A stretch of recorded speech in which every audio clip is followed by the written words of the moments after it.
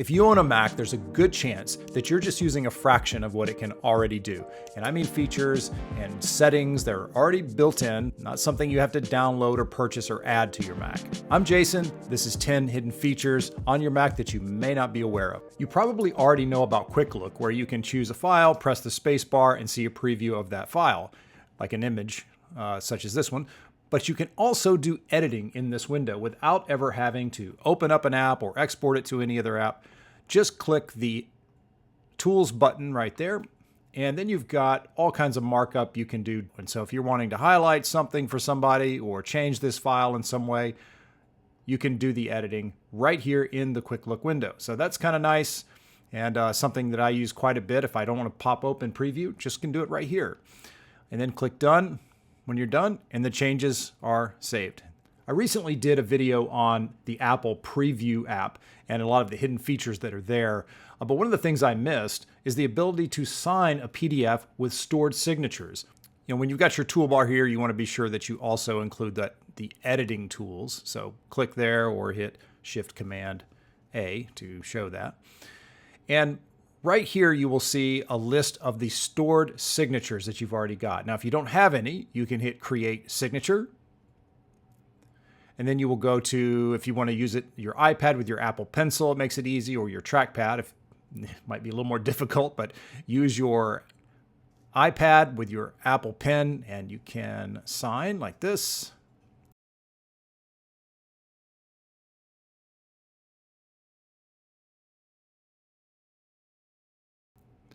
And then hit Done. And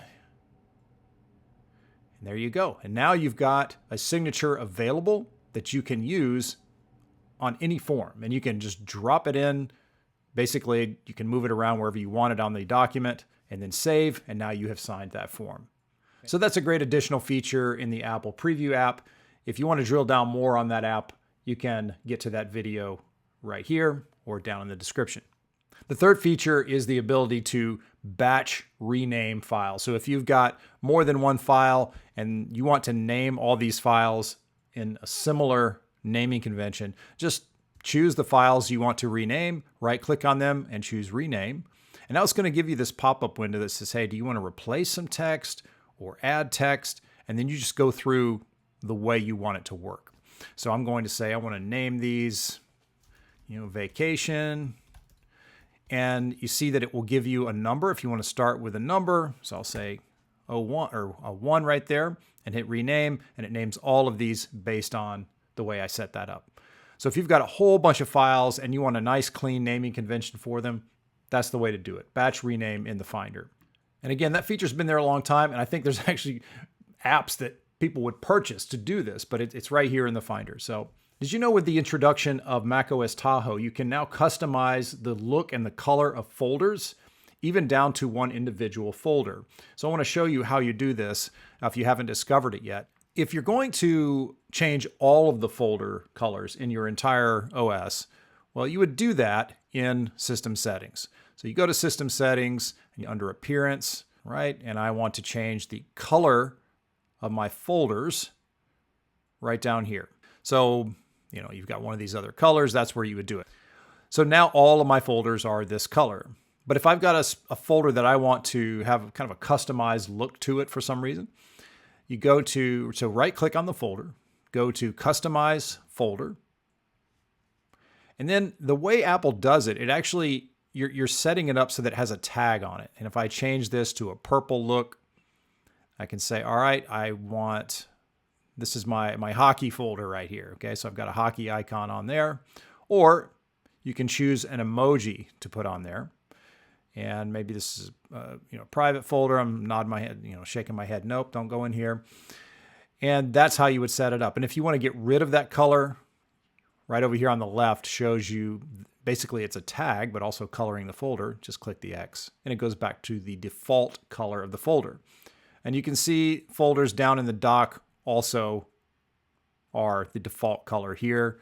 But if I drag this down into the dock, it will show the icon or any customization that I've got down there. So that's how you customize your folders. Next is the ability to set up keyboard shortcuts so you can have all of the text replacements you need if you're typing out your email address or something like that. There are people that pay for paid tools for this.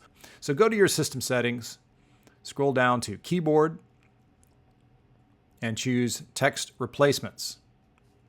So when you come in here, you'll set them up using the plus button and say, okay, I want on my way to mean on my way, exclamation point.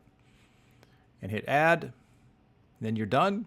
And now when you are, whether it be an app or something like that, you can just type in the shortcut and you're on your way. All of these do sync up with your through iCloud with your iPhone and your iPad. So if you set up a shortcut, it's going to be available everywhere. Another feature is the ability to bring up the dictionary and look up a word while you're reading a document very quickly, just using a 3-finger tap. So if I'm on a website and I want to understand a word on this page, I just hover over the word, and with my 3 fingers, I tap on the trackpad, and it brings up the dictionary, the thesaurus, and other information about that word. If you are using an external monitor and you want to use that, you can also just hover over it and do Control-Command-D, and that will do the same thing. So great tool, very easy, quick to access. All right, this next one is probably my favorite because I suddenly realized one day how much ability we had to customize in the control center. So when you go to the control center, you've got basic, the defaults all set up here, but click on Edit Controls if you want to add more controls. Now, you may have known that already, but there's a couple things I want you to be aware of. There's a lot of controls in here that you may not know were there. For example, tile windows left and right. That's going to take the 2 most recent windows you've looked at and bring them just side by side on the screen very quickly. But you can add all kinds of things. Mission control, you could drop in there. But keep in mind when you are in this window and I actually decide, okay, you know what? I want this to be accessible up in the menu bar. I'll just put copy to menu bar. And now, anytime I want to use that instant split screen, I can just click right up here on this menu bar item. So really easy to use. And you can change the size of these if you want them to be a little bigger so you kind of know what they are. So customize your control center, and also know that if you are really wanting to nerd out on this thing, you can hit Edit Controls and go up here and add a whole nother control center with a different icon. Let's say, I'm going to put all my music stuff on a separate control center. Great. Okay, you got it. Now you'll see it right up here as its own little control center piece along with the other one that's the standard default control center. So you can have a lot of fun with that if you really want to nerd out on it. But a lot of people don't realize how many options there are to customize that. This next one, it continues to blow my mind that people don't know about this feature on the Mac. And if you've already set it up, good for you, but it is hot corners on the Mac. So you go to your system settings, and honestly, the easiest way is just to type in hot corn. And go to hot corner shortcuts, and you will see it right here. And now you have specific actions that will take place when you go to that part of the screen. And so if I want to start my screensaver or go to mission control or just view my desktop, things like that, it works great. So, these are, I use this like all day long. I'm constantly like, I want to see what's on my desktop real quick. And so I slide it up over here to the corner, everything moves out of the way, and there's my desktop. And then slide it back, and you're back to where you were. So these last two actually involve the iPhone as well. And the first thing is the universal clipboard. To have a clipboard where you can copy something on your phone and then be able to paste it on your Mac or vice versa. I'm going to show you here on my iPhone. I am going to copy this. Okay. And now I'm going to switch over to the Mac. And you will see I can paste it straight into notes, pages here. And then the same thing, I can copy on the Mac, switch it back to, go back to my phone and paste something from the Mac onto the phone. So you've got to have the same Apple account signed in. You can't do this with just anybody's phone and just copy and paste over to their device.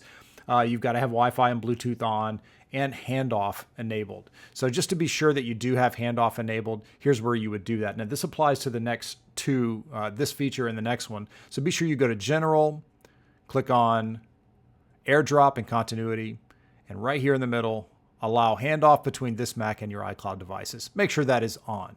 That will allow you to do the copy paste, the universal clipboard. Now, that's been around for a good bit, but it's something that you want to be sure you've got turned on.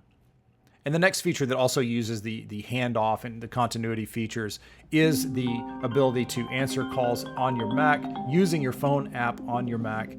What's great about this is you've got the ability to do call screening if it's an unknown number and you're not sure who it is. And just generally being able to answer a call or make a call through your Mac is really nice. And it's basically using your iPhone, but it's just got that continuity between the two devices. So that is 10 features on the Mac you may or may not be aware of already. If you only remember one today, I think the quick look one is the one that most people aren't using and don't realize is there, that you can edit those images and those files right there in the Finder just with quick look by hitting the space bar. So here's the thing, macOS, the iPhone, the iPad, a lot of times there's just features that are packed in there that we're not even aware of. So if you like videos like this and little walkthroughs, hit subscribe. I'm doing more and more videos now and would love to have you on board. Hit that like button. It also helps the channel, and share it with somebody who might want to see this. And if there's a Mac OS feature that I didn't mention that you use all the time, would love to hear from you in the comments about that. Sometimes those comments help influence the future videos that I create as well. So thank you for watching. We'll see you on the next one.